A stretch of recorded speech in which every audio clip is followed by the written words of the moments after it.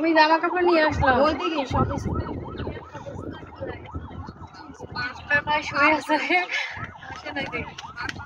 কি অবস্থা আমি দেখতেছি, মানে এত লোক এখানে কি করতেছে, তারপরে বাসগুলো দাঁড়ায় আছে। ভিতরে তো লোকের গাড়ি সব বের করতে নিষেধ করে দিতেছে। ওই যে এখানে সব ইয়ে হয়ে আছে। আপনার বাইরে যাওয়ার কথা ছিল না, ওরা যায় না, একদম বন্ধ হয়ে দিচ্ছে খাওয়া আদেশ দিল যে রাখতে আর একটু আগে বেশি ছিল। তিনটে বাসছে অনেক বড় বড়, আমি দেখলাম আমাদের ঘর থেকে যাচ্ছে। আরেকটা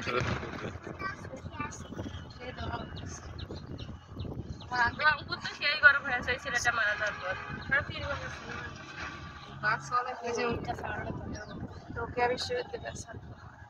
তো নিজে নিজেই মারা গেল। ও ভাবছিল কি মানে ফায়ার করবে না, হ্যাঁ ও মনে হচ্ছে ফায়ার করবে না, তো বুক করে দিচ্ছে। গাড়িগুলো কাজ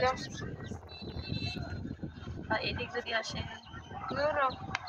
ওই যে পুলিশ গুলো দেখছেন, এই গাড়িটা মারলো।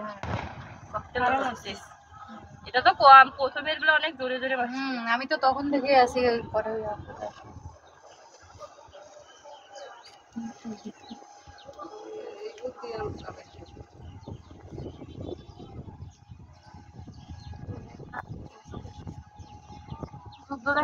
অর্ধেকে মারা যাবে, কোটা করতে করতে মারা যাবে।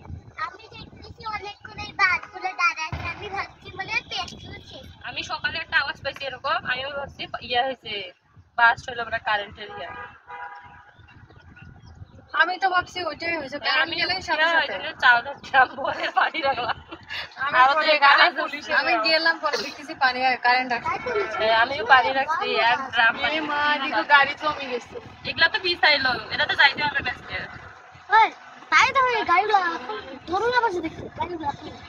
আশেপাশের লোকগুলো ভয়ে ভাইরাল হবে নাকি?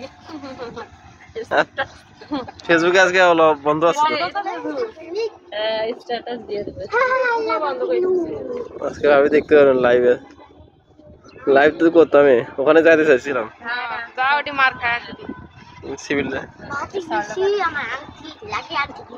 এই যে লোকগুলো দৌড়াইছে কিভাবে দেখছেন, এই যে নিচ দিয়ে সেই স্পিডে দৌড়ায়। এই সবকিছু পরীক্ষার সময় আর এগুলো কিভাবে যাইতেছে, আতঙ্ক ভাবে যাইতেছে। কালকে পরীক্ষা ছিল, আরো আমি এমন পরীক্ষা, এগুলার মাঝে কখনোই পরীক্ষা দিবে না।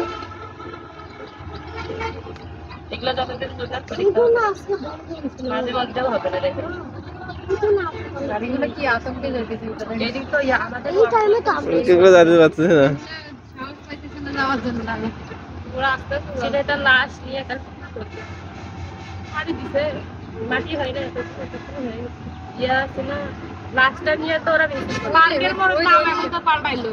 ওই ওর নামে হলো আবু সাইদ, পার্কের মধ্যে চেঞ্জ। আমি দেখতেছি শহীদ আবু সাইদ। হ্যাঁ